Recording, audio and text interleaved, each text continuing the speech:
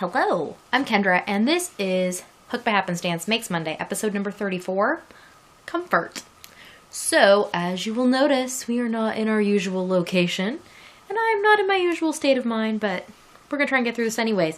This is going to be a sloppy episode, a messy episode, a very potentially out of sorts and disjointed episode, but at least it's something, right? So, to begin with our enamored by etymology and to discuss our word of the week, which is comfort. So, I am going to focus on the verb tense of the word comfort today, which means to ease the grief or distress of, console, or to improve the mood of, or restore a sense of well-being to. So, I assume that many of you already know, but some of you may not, that my mom died on the 12th. So, we are still here in California, and we will be here through her celebration of life service thing, which is on Saturday. So we've been here for a while, and it has been, I don't know, difficult, I guess, but it is what it is. And one of the things I have been doing to occupy my time, ease my anxieties, make things a little bit more normal, is I've been crocheting things, and I have had to procure some more yarn to make that happen, which you will see, and you will see all of the things I am working on. So, I also found it interesting in looking up the word comfort that it comes from the Latin term calm and fortis means strong. I assume like a fortress, like strength. And in the late Latin, confortere, which means to strengthen. And again, in Old English, and it basically just kept meaning strengthening and supporting. And then it said, according to Google, and their like dictionary, that the sense of something producing physical ease, meaning comfort, didn't come around till the 17th century. But the word has been around long before that, meaning a strengthening of things. And so, you know, that's kind of what we all need right now. So, that is the word. Now on to the things I've been working on. So, I have worked on many projects. I didn't quite realize how many till I started to gather this for y'all. But I have finished one thing, and I'm wearing it. It is a cowl that I've made. Here, let me take it off. So, here is the cowl that I made. It is of my own design. It's a combination of linen stitch and like eyelets, and it's actually, I worked it flat and then I seamed it to make like a really warm, squishy tube so that it would be like super, super cozy, and it totally has been. This used a K-hook and loops and threads chameleon, which I'd never used before, in the color Sweet Berries. And chameleon is, it's not quite a chainette yarn, but it's kind of in that style, like a combination of like a chainette and a roving yarn, and I forget what weight it is. It's a 4 or a 5. So like somewhere between a heavy worsted and a light bulky. So it was very, very pleasant to work with, and I got it on sale and clearance at Michael's, and I was very surprised that they're clearancing this because I like this yarn, so I'm kind of sad. I did purchase some in another color though, you'll see. And I got this while I was here because everything I had with me was drab, drab, drab. And I decided I needed some happy colors. And when I went shopping, I still picked drab, sad looking colors. So I forced myself to buy something with a rainbow in it. And I got this, and I like it. So it's cozy, and it's colder here than it ordinarily is when we visit California. So it has been nice to have something extra squishy. I brought a few things with me that I'd made, but not as many as I have at home. And I was not anticipating being here this long, so I did not bring as many crafting supplies or clothing supplies. So I have been wearing the same things a lot. So this is a nice fun thing to have been able to add on top of that. So the things that I brought from home to work on, that I have been working on are this. I brought my scrap stash blanket, and this is the, let's see, this strip I brought with me to use as my measuring gauge. And this is the strip that I worked on. So I have not like clipped ends and things, but the ends are all crocheted over. So here's where I'm at, and most of this I worked on actually at basketball games. My nephew had 2 basketball games we were able to go to, and I don't do crowds, I don't do things like that, but I went, because I don't know, I just did. But I took my crocheting. The first one we went to, I wasn't going to bring anything with me.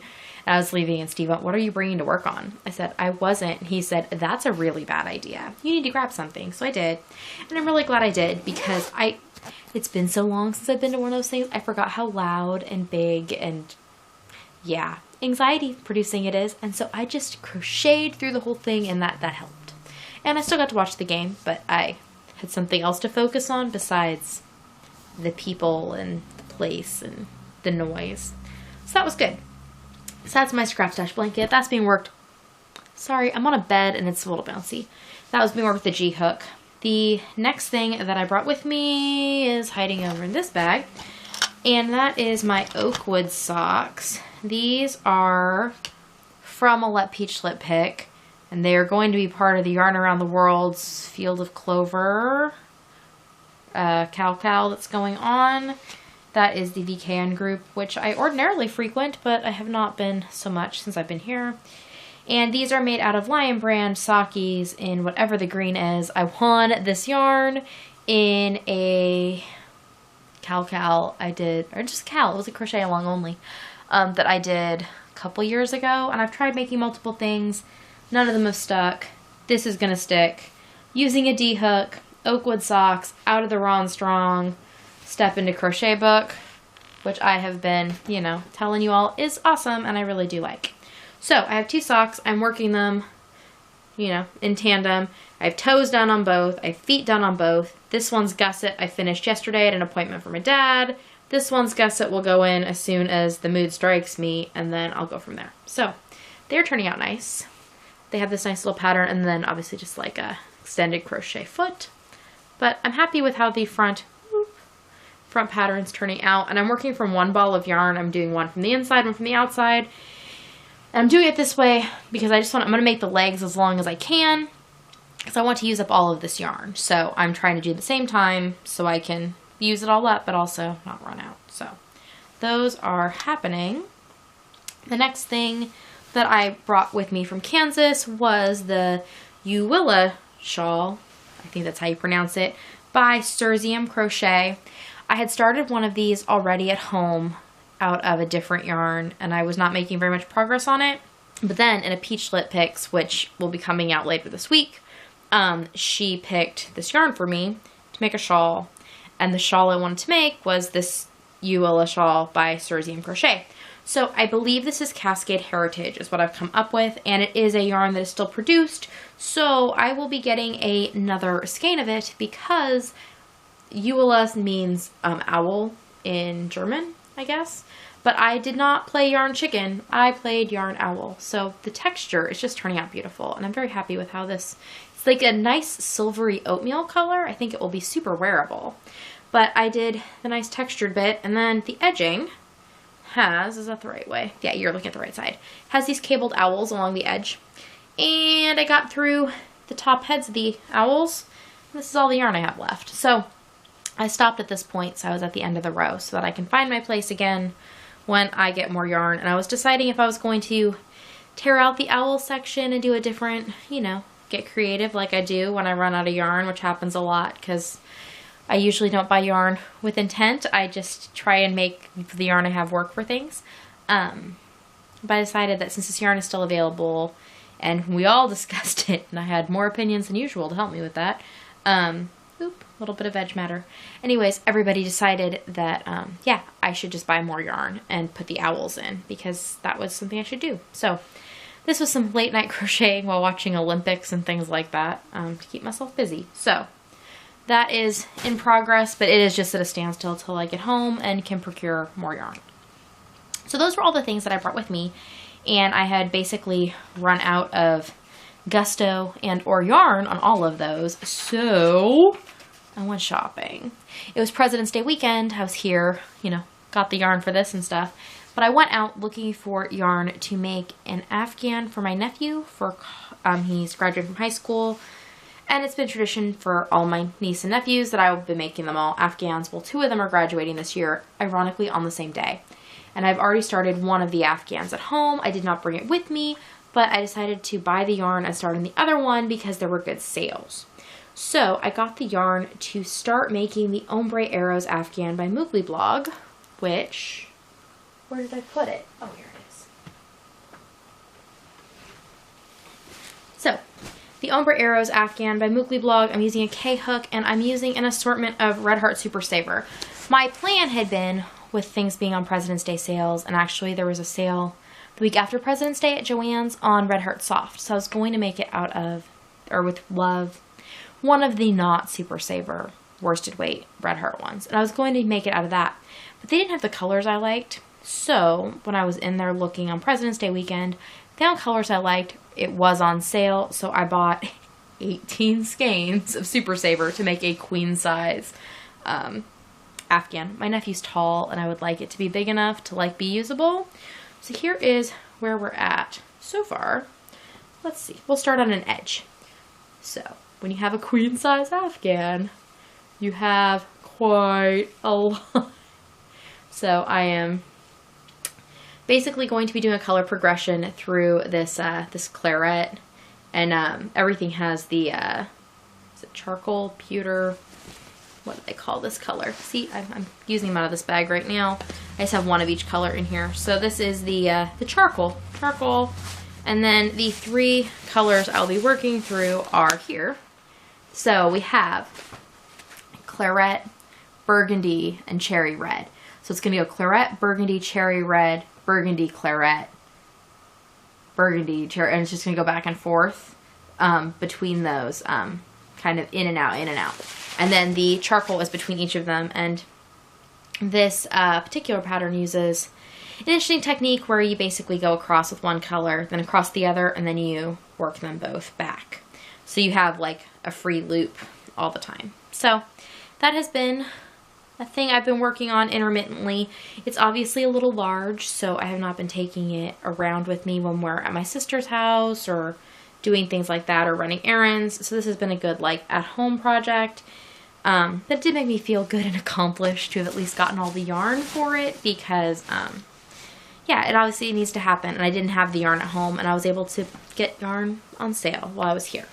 So that is good. Checking my notes. I have a lot of projects right now. Let's see. So I did that one. Now, the other thing that I've been working on in that same... No, this was a separate time I went and got yarn. I've gone and gotten yarn twice since I've been here. So this is Loops and Threads Barcelona in the colorway... Boop, boop, boop. In the colorway... Tort. I don't know why this doesn't look like a tort to me, but I don't know. Whatever.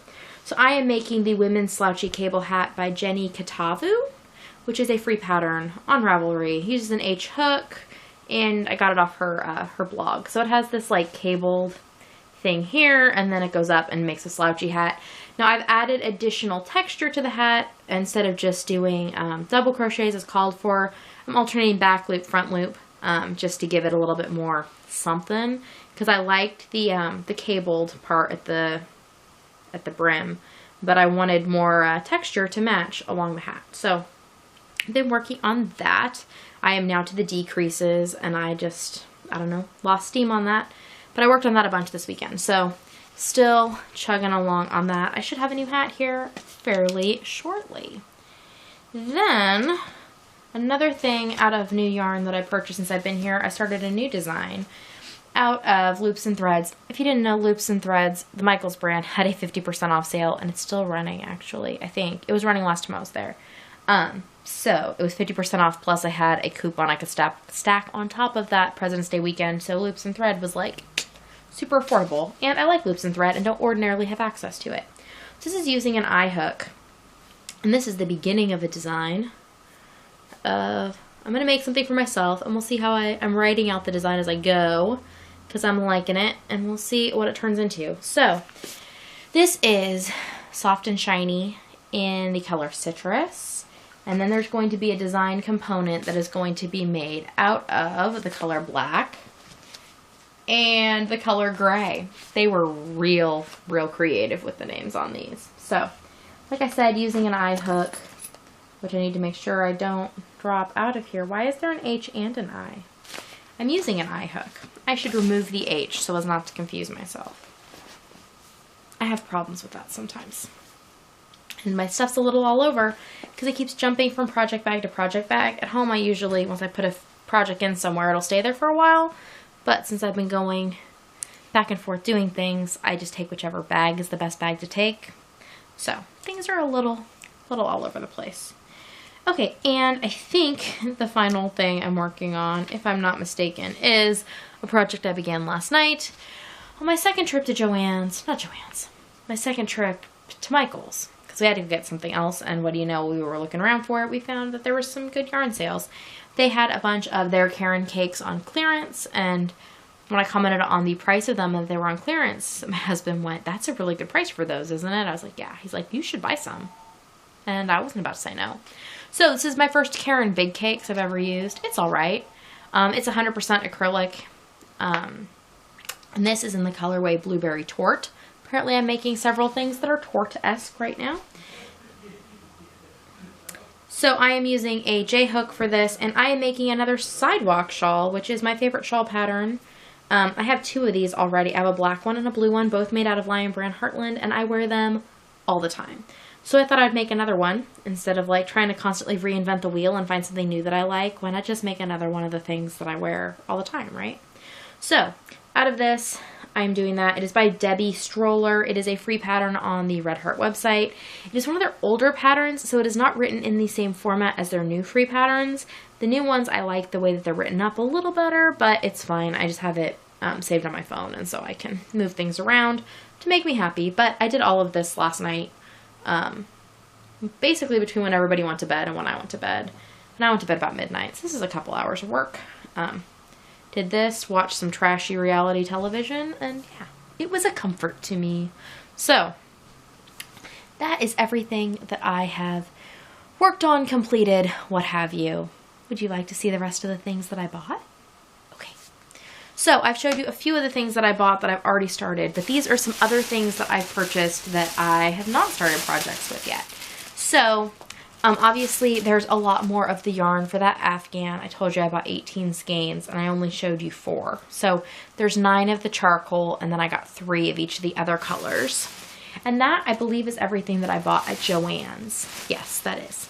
Then here is another skein of the Chameleon. See? I'm talking about how it's almost chainette style, but it's kind of like those roving yarns. It's 100% acrylic, I believe. Oh, 62% acrylic, 38% polyester. So it's all man-made fibers, but it is just, it's super soft and it's just really comfy to wear, and it was also really comfortable to work with. And it's also clearanced right now in multiple colors. So if you want to get in on that, I think this was $4 a skein. And the skeins have 439 yards of a medium weight yarn. So that's like not a bad deal at all. The colorway of this one is Key Lime. I don't know what I'm going to do with it. I honestly might just make another scarf very similar to this one. But we'll see. I thought I might make something to gift somebody, but this might just become for me. I don't know. We'll see. Then I got 3 of these Loops and Threads Impeccable in the colorway Seaside. So I got 3 of them. Figured that'd be enough to do maybe at least some kind of shawly, cowly thing, maybe a hat, mitts, whatever. So